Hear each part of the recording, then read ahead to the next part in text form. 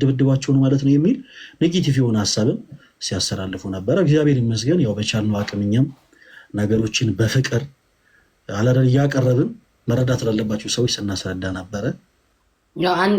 አንዳንዶቹ አሉ እና የተሿል መቼማ እንደው ስንታገል ስንሰቅ አሁን አንተ እንትን ስትል ደስ የሚለኝ ነገር ምንድን ነው እያቀረብካቸው ነው ላይክ እያቀረብክ ወደ እናንተ አለ አይደለ መጥተው በትክክል እንዲነጋገሩ ተከባብራችሁና እሱ ደስ ይላል። አንዳንዱ ደግሞ የሌላውን እየዘለፈ እሱን አልፈልገውም፣ ግን አንተ የምታደርገው ነገር ቪዲዮ ሰርተ እንዳውም አይቻለሁ። እንደዛ ቢሆን ጥሩ ነው። የኛ ልጆችም ላይ ካለ አይደለ እንትን ቢሉ ቢመከሩ። አንዳንዶቹ አንድ ሰው የፈለገውን ፈለገ። እኔ እንዴት እንደማስብ ነገር ከአንድ ሰው የመረጠውን ሃይማኖት መቀበል ይችላል። የፈለገውን በድንጋይም ማምለክ ይችላል። እሱ ላይክ አለክ አይደለ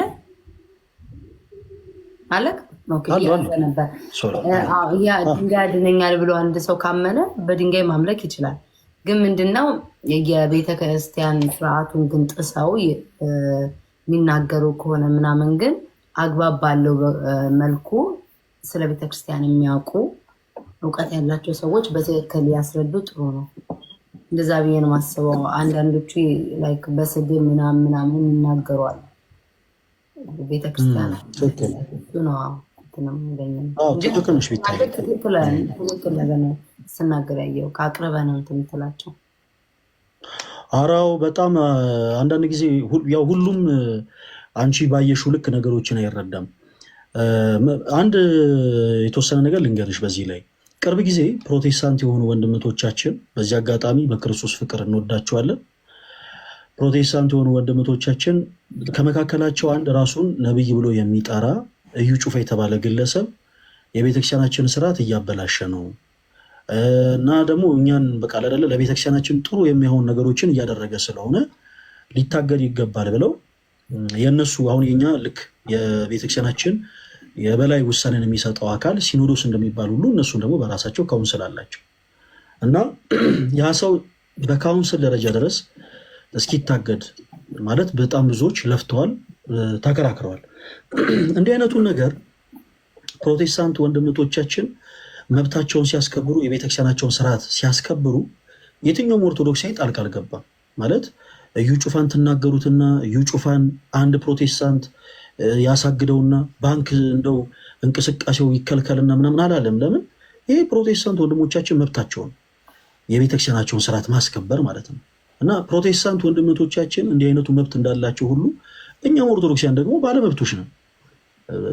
ምን ማለት ነው? ከውጭ የሚመጣውን በቤተክርስቲያናችን የሚመጣውን ፈተናና በውስጥ ያለውን ፈተና የምንከላከልበት መንገድ የተለያየ ነው። ለምሳሌ ጌታችን ኢየሱስ ለቤቱ ቅናት ስላለው በቤቱ ሲሸጡና ሲለውጡ ነጋዴዎችን ባገኘ ጊዜ ጅራፍ ገምዶ እቃቸውን እየገለባበጣ አስወጣው ነው የሚለው። እቃቸውን እየገለባበጣ አስወጣው። በዚህ ዘመን እኛም መንፈሳዊ የሆነ ጅራፍ ያስፈልጋል ማለት ነው። ወጣቱን ሊያነቃቃ የሚገባ ያ ደግሞ ምንድነው? ቁጭትን የሚፈጠር ሁሉም በአንድነት ሆነው ወደ ቤተክርስቲያናቸው አሁን በጣም ብዙ ትውልድ ቤታዬ ከቤተክርስቲያን በጣም ከመራቆ የተነሳ በጣም ብዙ ተሐድሳዊ ንፍቅና እንቅስቃሴዎች ይደረጋሉ። ምን ልልሽ ፈልጌ ነው? ለምሳሌ አንቺ ቤታዬ ልክ ከቤት ስትወጪ ቤትሽን መቆልፍሽን ቼክ አድርገሽ ነው የምትወጪው። የቤትሽ ቁልፍ አልተቆለፈም ማለት የትኛውም አይነት ሌባ መጥቶ ቤትሽን ሊሰርቅ ሊዘርፍ ይችላል።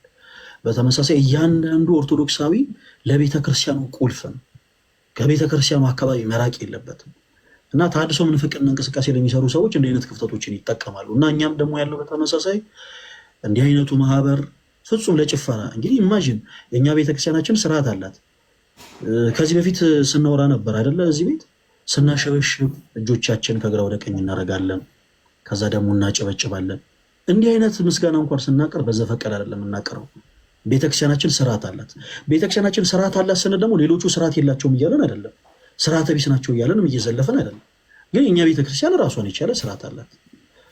ስናሸበሽብ ጌታችን መድኃኒታችን ኢየሱስ ክርስቶስ ከሊጦስጥራ አደባባይ እስከ ቀራንዮ ድረስ ጸሐፍት ፈሪሳውያን ወዲያ ወዲህ እያረጉ እንዳንገላቱት እያሰብን በዝማሬ ከሕማሙ ጋር እየተባበርን ነው የምናሸበሽው።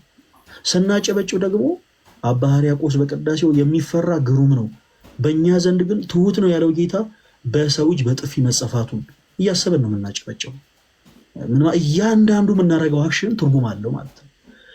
ያ የቤተክርስቲያናችን ስርዓት መዛነፉን የምናውቀው እኛ ነን፣ ሌላ ሰው አይደለም ያውቃል። ሰው ፍኖተ ጽድቅ የሚባል ማህበር 100% የተሐድሶ ምንፍቅናን እንቅስቃሴ እያራመደ ስለነበር በተደጋጋሚ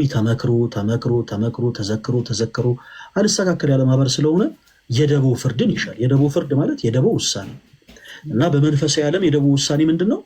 እያንዳንዱ ሁሉም ኦርቶዶክሳዊ በሁሉም አቅጣጫ ያለ በአጠቃላይ በአንድነት ፊርማን አሰባስቦ ለጠቅላይ ቤተ ክህነት አቅርቦ ማህበሩ እንዲታገድ ማለት ነው። በቃ ከአገልግሎት እንዲርቅ ማለት ነው። እንኳን ማህበሩ ቤታይ በጣም የሚገርምሽ ቅርብ ጊዜ አንድ አባት ከቤተ ክርስቲያን ትምህርቱ ውጭ የሆነን ትምህርት አስተምረው ነበር። የእኛ ቤተ ክርስቲያን አንዳንዴ በጣም ትደንቃለች። ክርስቲያኖች በዚህ አጋጣሚ አንዳንድ ሰው የሆነ ትልቅ ቦታ ላይ ስለደረሰ ትልቅ ማዕረግ ስላለው እንደፈለገ ይሆናል ማለት አይደለም። ቤተክርስቲያናችን ክርስቶስ በደሙ የመሰረታት ቤት ስለሆነች ሁሉም ይታረማል። ብዙዎቻችሁ የምታውቁ አይመስለኝም። አሪዮስ ጳጳስ ነበረ ቤታይ። ምናልባት አሪዮስ ሲባል ብዙዎቻችሁ ሰምታችሁ ታውቃላችሁ። አሪዮስ ጳጳስ ነበር። ጳጳስ ሆኖ ኑፋቄ ትምህርትን ያምናል እና ቅርብ ጊዜም አንድ ሊቀ ጳጳስ ብፁዕ አባታችን አቡነ ገብርኤል በአንድ መድረክ ላይ በዚሁ መድረክ ላይ ማለት ነው ስሁት የሆነ ትምህርትን አስተምረው ነበር። እንኳን ማህበሩ ብፁዕ አባታችን አቡነ ገብርኤል ከጠቅላይ ቤተ ክህነት ግቢ እንዲያወጡ አሁን ታግደዋል። ለምን? ቤተክርስቲያን ስለምትችል ልጆቿን ማረም፣ ልጆቿን መቅጣት፣ ልጆቿን ማስተካከል ስለምትችል እንኳን ማህበሩ ብፁዕ አባታችን አቡነ ገብርኤልም እግር ተጥሎባቸው ማድረግ ያለባቸው ነገር ታዘው ቀኑን እየወሰዱ ይገኛሉ። ተሳስተዋል፣ ይታረማል፣ አለቀ። በቤተ ክርስቲያን ውስጥ ተሰጥቶ የማይታወቅ ትምህርትን እንግዲህ ሳያውቁም ሊሆን ይችላል፣ ብቻ በዛ መድረክ ላይ ተናግረዋል። ቤተክርስቲያን እናታችን ስለሆነች ታረመናለች፣ ይታረማሉ።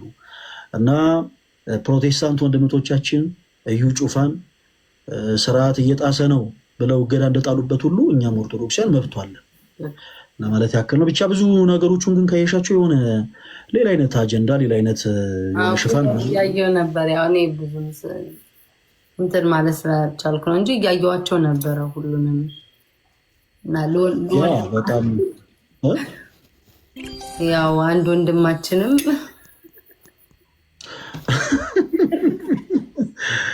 አስቸጋሪ ነው ቤታይ፣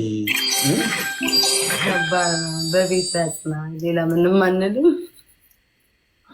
አይ በዚህ አጋጣሚ በነገራችን ላይ ምን አለ መሰለሽ፣ እኛ አገልጋይ እንደመሆናችን መጠን ለሰው መጥፊያ መሆን አልፈልግም። ለምሳሌ ቤታዬ እኔ ምንም ያክል ስጋዊ ድካም ቢያሸንፈኝ የሆነ ስጋዊ ድካም እኔም ቢያቀተኝ ትዕግስት ባጣ ምናምን አንቺን እንደማንኛውም ሰው ሰድቤ ተናገሬ ዘለፌ በእኔ የተነሳ ከቤተክርስቲያን እንድትርቂ ማድረግ የለብኝም። ማለት ለሰው መጥፊያ መሆን የለብኝም። ግን አንዳንዶች ለሆዳቸው ያደሩ ናቸው። ለሆዳቸው ያደሩ ሰዎችን ደግሞ እንደማረም በጣም ከባድ ነገር የለም በዚህ ምድር ላይ። ተወዳጆች እቺን ነገር ልበል እንደው ስለ እነዚህ ሰዎች ስላነሳሽ እነዚህን ሰዎች እኔ ስም አልጠራ ትላላችሁ እና የኖህ መርከብ በቤተክርስቲያን ትመሰላለች። የኖህ መርከብ በቤተክርስቲያን ትመሰላለች እና በኖህ መርከብ ውስጥ እንደምታውቁት ያልገባ እንስሳ የለም። ያልገባ እንስሳ ቀጭኔ ገብታለች፣ ጃርት ገብታለች፣ እርግብ ገብታለች፣ ጅብ ገብቷል። በቤተ ክርስቲያን ውስጥ ሁላችን ልክ እንደዚህ ነን። ቤታይ እንደ እርግብ የዋህ የሆኑ አባቶች፣ እንደ እርግብ የዋህ የሆኑ ምዕመናን አሉባት እቺ ቤተ ክርስቲያን። በጣም የዋህ የሆኑ ሁላችሁ በአይናችሁ ያያችሁት ነገር ስለሆነ ብዙ መመስከር ብዙ መግለጽ አያስፈልግም። እንደ እርግብ በቃ ንጹሐን የሆኑ አባቶች፣ እንደ እርግብ የዋህ የሆኑ አባቶች፣ እንደ እርግብ የዋህ የሆኑ ምዕመናን አሉባት እቺ ቤተ ክርስቲያን። በተመሳሳይ ደግሞ እንደ ጃርት እሾሃማ የሆኑ ሰዎች አሉ። ንግግሮቻቸው እንደ ሾህ የሚዋጋ ለምሳሌ ቅርብ ጊዜ በጣም ብዙ ሰዎች እየተመለሱ ነው። ቤታዬ ካየሽ ወደዚች ቅዱስ ቤተክርስቲያን ብዙዎች እረፍትን እንፈልጋለን ብለው እየተመለሱ ይገኛሉ። ከዛ ውስጥ ለምሳሌ አንዷ እጅግ በጣም በክርስቶስ ፍቅር የምንወዳት እህታችን ሄሉ ነች እና እንዲህ ያሉ እህቶቻችን ከቀድሞ ህይወታቸው ወጥተው ወደ ቤተክርስቲያን መመለስ ሲፈልጉ እንደ ጃርት የሚዋጉ ሰዎች አሉ። ለመስተካከል ለመታረም ለሰዎች እድል የማይሰጡ በንግግሮቻቸው ሰዎችን መውጋት የሚፈልጉ ምዕመናኖችም አሉባት ይቺ ቤተክርስቲያን። በተመሳሳይ እንደ ቀጭኔ አንገታቸው የረዘመ ጎንበስ ብሎ ሰው ማየት የማይፈልጉ ትዕቢተኞች አሉ።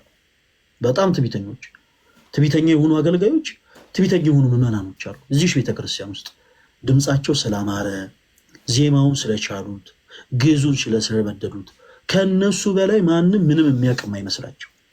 ሁሌ ዘወትር ነጠላ ስለለበሱ ብቻ ማለት ነው በቃ ከነሱ ውጭ ክርስቲያን ያለ የማይመስላቸው ትዕቢተኛ የሆኑ አገልጋዮች አሉ ቤተክርስቲያናችን ውስጥ። በተመሳሳይ ትዕቢተኛ የሆኑ ምዕመናኖችም አሉ።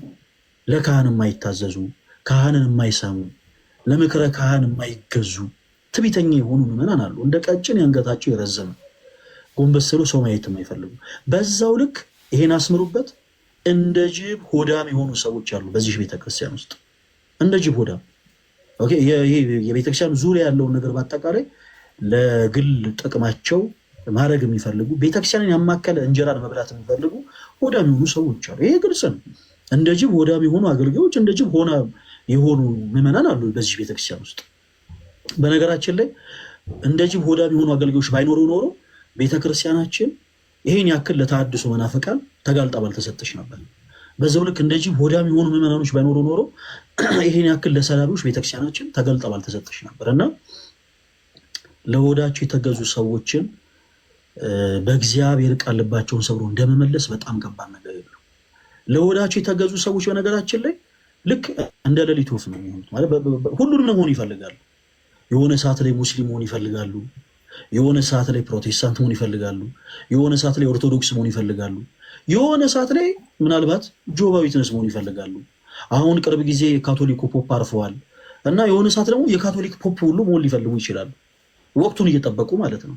ከነፈሰው ጋር አብረው መንፈስ የሚፈልጉ ሰዎች ይኖራሉ። እና እባካችሁን ክርስቲያን ይሄንን የለበሰው ስጋው ሊመራው አይገባም። ክርስቲያን ማለት የለበሰውን ስጋ ይህንን ፈተና የሆነን ስጋ የሚመራ ነው።